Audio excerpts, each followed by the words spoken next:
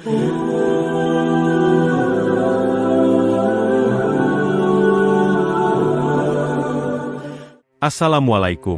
warahmatullahi wabarakatuh.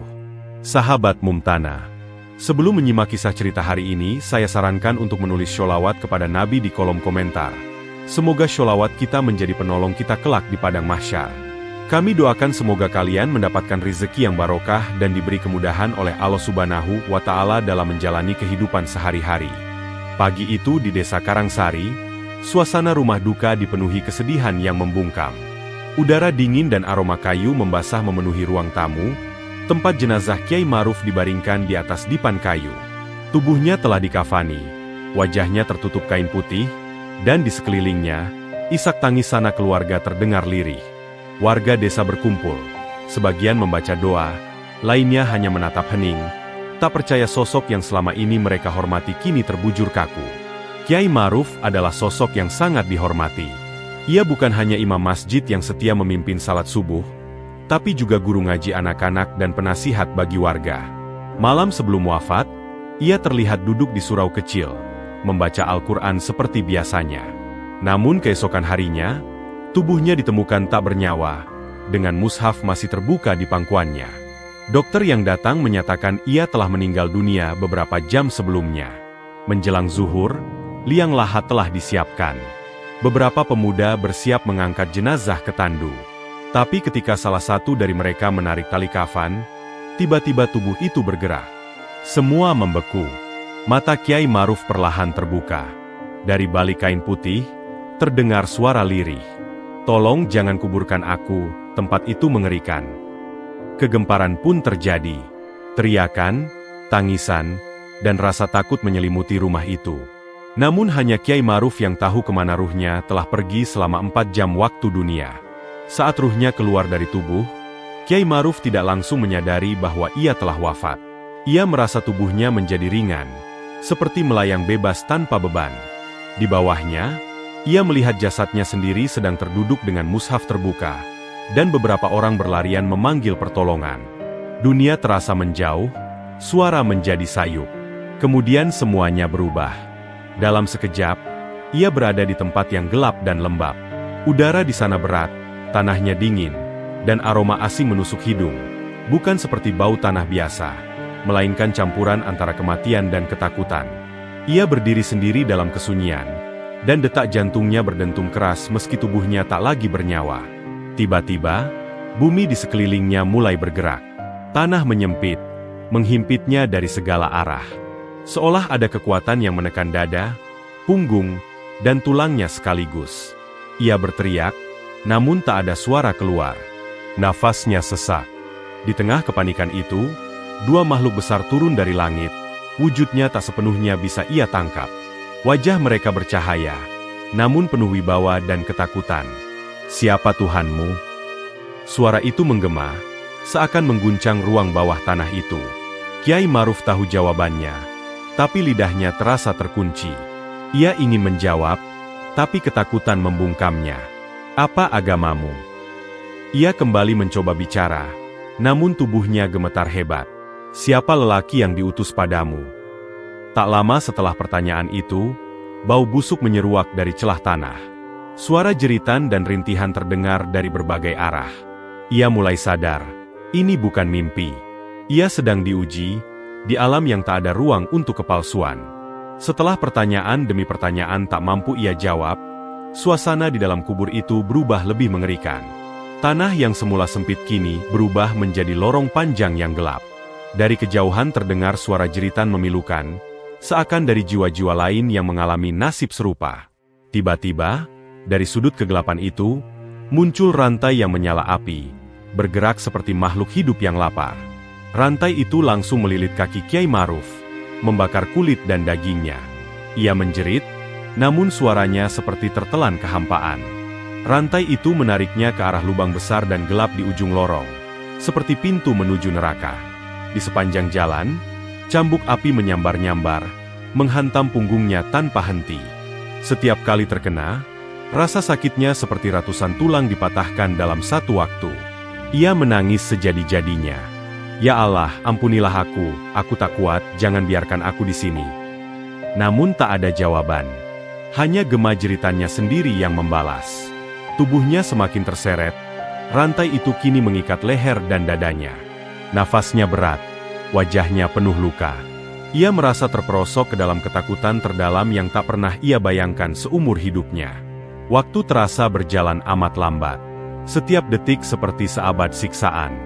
Saat tubuhnya hampir benar-benar terhempas ke dalam lubang gelap itu, saat ia nyaris menyerah, seberkas cahaya muncul di kejauhan. Mula-mula kecil, lalu perlahan makin terang. Panas dari api menghilang. Cambuk-cambuk itu berhenti bergerak. Dan Kiai Maruf, untuk pertama kalinya, merasakan harapan, meski ia belum tahu dari mana cahaya itu datang dan apa yang dibawanya. Cahaya itu datang perlahan, menembus kegelapan yang sebelumnya begitu pekat. Semakin dekat, sinarnya terasa hangat, menyentuh tubuh Kiai Maruf yang penuh luka dan debu. Dalam sekejap, rantai api yang melilit tubuhnya meleleh dan lenyap. Cambuk-cambuk yang tadi menyiksa kini terdiam, seperti kehilangan kekuatan. Aroma busuk berganti menjadi wangi semerbak yang menenangkan hati. Kiai Maruf terisak. Tubuhnya bersimpuh di tanah yang perlahan berubah. Tanah keras menjadi lembut. Lorong gelap berubah menjadi ruang luas dengan cahaya keemasan. Ia menunduk, tak sanggup menatap sumber cahaya itu karena cahayanya begitu suci. Dari dalam cahaya, muncul sosok lelaki bersinar. Wajahnya tenang dan tersenyum penuh kasih. Suaranya lembut namun menggema penuh wibawa. "Ini adalah rahmat dari Tuhanmu, karena amalmu yang tersembunyi." Kiai Maruf menggigil, air mata jatuh tak tertahan. "Rahmat? Tapi aku banyak dosa." Sosok itu mengangguk lembut. "Doamu di tengah malam, istighfarmu di sepertiga akhir, sedekahmu yang tak diketahui siapapun, itulah yang menyelamatkanmu dari azab tadi." Kiai Maruf memandang takjub. "Siapa engkau?" Sosok itu tersenyum dan menjawab, "Aku adalah amal salehmu. Aku dikirim untuk menemanimu, karena kau menjaga keikhlasanmu dan tidak menyekutukan Allah hingga akhir hidupmu." Seketika, ruang itu berubah menjadi taman hijau. Rumputnya lembut, pohon-pohon rindang meneduhkan, dan burung-burung kecil berkicau merdu. Angin sejuk berembus, membawa ketenangan yang tak pernah ia rasakan selama hidup. Kiai Maruf menutup wajahnya dengan kedua tangan. "Ya Allah, aku malu, tapi aku bersyukur. Terima kasih Engkau beri aku kesempatan melihat ini." Di tengah taman kubur yang damai itu, Kiai Maruf merasakan kedamaian yang belum pernah ia rasakan sepanjang hidupnya. Ia duduk bersandar di bawah pohon rindang, dikelilingi cahaya lembut dan suara alam yang menenangkan. Namun jauh di atas, sesuatu menarik perhatiannya. Langit di atas taman itu tiba-tiba terbuka, dan ia melihat dunia, melihat jasadnya sendiri yang sedang disalatkan. Di antara pelayat, terlihat wajah-wajah penuh duka. Istrinya menangis dalam pelukan anak sulung mereka. Beberapa warga desa tampak terpukul. Di sanalah tubuhnya, terbujur di atas keranda, bersiap menuju liang lahat. Namun saat melihat itu semua, bukan kesedihan yang memenuhi hatinya, melainkan keinginan kuat untuk memperingatkan mereka. "Ya Allah, izinkan aku kembali. Aku ingin mereka tahu bahwa alam ini nyata, bahwa azab itu benar-benar terjadi." Namun suara lembut dari sosok cahaya menjawab, "Engkau tak bisa kembali seperti sebelumnya. Tapi Allah memberimu tanda, sebuah kesempatan, agar kisahmu menjadi peringatan." Tiba-tiba tubuhnya terasa berat. Suara-suara dari dunia makin jelas. Ia bisa merasakan udara, mendengar lantunan doa, dan detak jantungnya mulai terasa. Ia melihat tubuhnya diusung ke tepi kubur, bersiap diturunkan. Lalu, dalam detik menegangkan itu, matanya terbuka. "Tolong, jangan kuburkan aku," ucapnya lirih. Panik melanda. Beberapa orang menjerit. Keranda hampir terjatuh. Dokter yang memeriksa tertegun, tak bisa menjelaskan bagaimana seseorang yang sudah dinyatakan wafat kini hidup kembali. Tapi Kiai Maruf tahu, itu bukan sekadar keajaiban medis. Itu adalah izin langsung dari Allah. Ia kembali, membawa pesan dari dunia yang tak terlihat. Sejak kembali dari pengalaman yang mengguncang batas hidup dan mati, Kiai Maruf tidak lagi seperti dulu. Setiap kali ia berdiri di mimbar, Matanya basah sebelum satu kata pun terucap. Suaranya berat, namun syarat keyakinan. Ia bukan lagi sekadar menyampaikan ceramah, ia menjadi saksi hidup dari sesuatu yang hampir tak bisa dijelaskan oleh akal. Saudara-saudaraku, ucapnya pada suatu malam, aku tidak bermimpi, aku telah mati. Aku melihat, mendengar, dan merasakan sendiri bagaimana sempit dan gelapnya liang lahat bagi yang lalai. Para jemaah terdiam.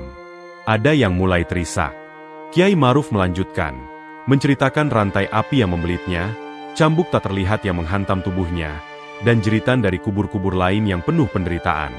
Tapi ia juga menceritakan cahaya yang menyelamatkannya, amal-amal kecil yang dilakukan dengan ikhlas, tanpa ria. Sejak saat itu, doa perlindungan dari azab kubur menjadi bagian tetap dalam zikirnya. Setiap malam, bersama jemaahnya, ia mengulang, Allahumma ajirni min adzabil kabar. Ya Allah, lindungilah aku dari azab kubur. Ia juga mengajarkan sabda Rasulullah. Mintalah perlindungan dari 4 perkara, azab neraka, azab kubur, fitnah kehidupan dan kematian, serta dari fitnah Dajjal. Muslim. Masjid yang dulu sepi di malam hari kini selalu penuh dengan tangis dan taubat. Kiai Maruf bukan hanya seorang ulama. Ia telah menjadi pengingat nyata bahwa kematian bukan akhir, tapi gerbang menuju keabadian. Ia kembali dari alam barzah, bukan untuk menakuti, tapi untuk menyampaikan peringatan terakhir bagi yang masih sempat memperbaiki hidup.